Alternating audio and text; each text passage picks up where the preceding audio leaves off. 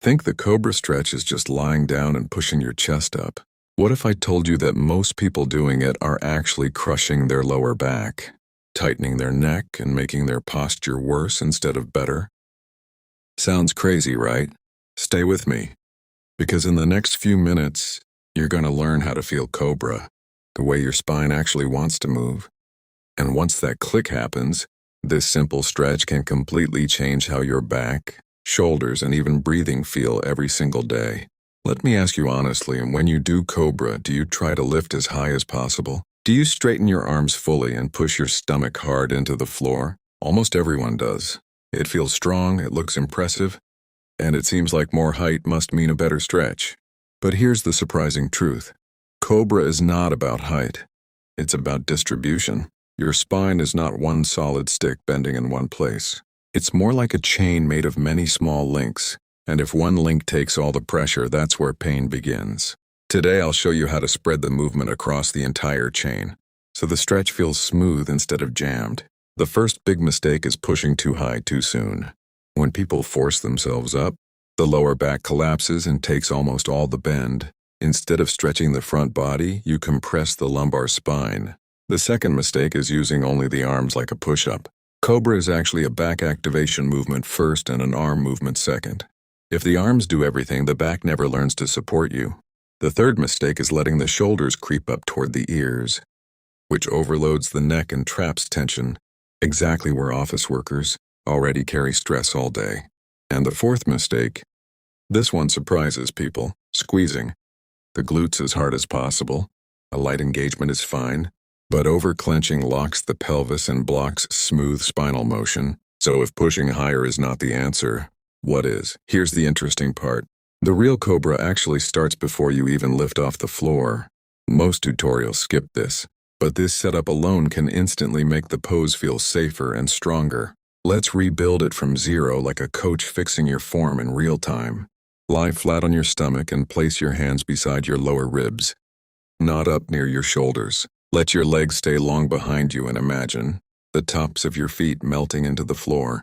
Before lifting anything, gently pull your shoulder blades slightly down your back, like you're sliding them into your back pockets. Already you should feel your chest wanting to open. Now instead of pushing up, think about reaching your chest forward first, like someone is pulling your sternum ahead of you along the ground. Only after that forward reach do you begin a small lift. Notice what happened there. The movement spreads through the upper and middle spine instead of snapping into the lower back. Lift only a few inches. Yes, really. If your belly button is still touching the ground, that's perfect for beginners. Keep the elbows slightly bent and close to your body. Your neck stays long, as if you're holding a peach gently under your chin that you don't want to drop or crush. Breathe slowly here. If the pose feels easier but strangely more active in the middle back, congratulations. You're finally doing Cobra instead of a floor push-up. Here's a simple way to understand this. Imagine building a skyscraper. If the foundation is weak, the upper floors can't safely rise. Your core and mid-back are that foundation. When they engage first, the spine stacks and lifts safely. When they don't, the lower back becomes the emergency support beam, and emergency beams eventually crack. That's why correct Cobra often looks lower but feels stronger. Once the small Cobra feels comfortable, now you can add controlled arm assistance. Press lightly through the palms, but think of the hands as helping guides, not the engine. Keep the pubic bone heavy on the floor while the chest floats upward. Your shoulders should remain wide, collarbones broad, and breathing steady. Try this test.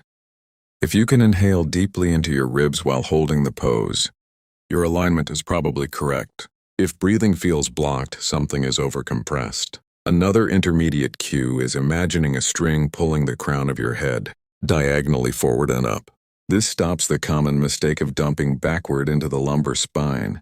Movement in Cobra should feel like a gentle wave traveling from hips, mid-back, upper chest, head, not like a sharp fold in one place. Now for the advanced detail almost nobody teaches. Instead of thinking only about lifting upward, think about lengthening in two directions at once. Your toes reaching back while your chest reaches forward. This opposing stretch decompresses the spine and turns Cobra from a back bend into a full front body opener. Advanced users can slowly straighten the arms more, but only if the belly lifts naturally without the lower back pinching. If pinching appears, that's your body saying you skipped a step. Lower slightly and rebuild the length first. You can also experiment with micropulses. Inhale, grow taller through the chest. Exhale, soften the shoulders while keeping the height. These tiny breathing adjustments teach spinal control far better than forcing bigger range. Wrong Cobra feels jammed, short in the lower back, tense in the neck, and mostly supported by the arms. Right Cobra feels long in the front body, warm in the middle back, open across the chest, and surprisingly sustainable to hold. Wrong Cobra looks higher but weaker. Right Cobra sometimes looks lower but functions better. Remember, we train bodies for results, not for photos. Quick check for you right now. If you drop to the floor this second, would your Cobra be driven by your arms or your spine? Would your shoulders creep up? Would your breathing shorten? These small awareness questions are what separate random stretching from intentional movement. I once coached someone who swore Cobra hurt their back, so they avoided it for years.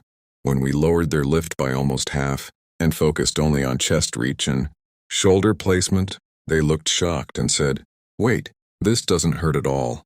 Within 2 weeks, their desk posture improved and their morning stiffness dropped. Same exercise, completely different execution. That's the power of mechanics over effort. So remember the 3 golden rules of Cobra. Reach forward before lifting, let the back start the motion and the arms only assist, and prioritize spinal length over height. If you keep those 3 ideas, your Cobra instantly becomes safer, stronger, and far more effective. Here's your challenge right now. Pause this video, drop to the floor, and perform 5 slow Cobra reps using the forward reach method. Not high reps, perfect reps. Notice how your mid-back activates, how your breathing changes, and how your neck relaxes. That difference you feel? That's the real movement finally working.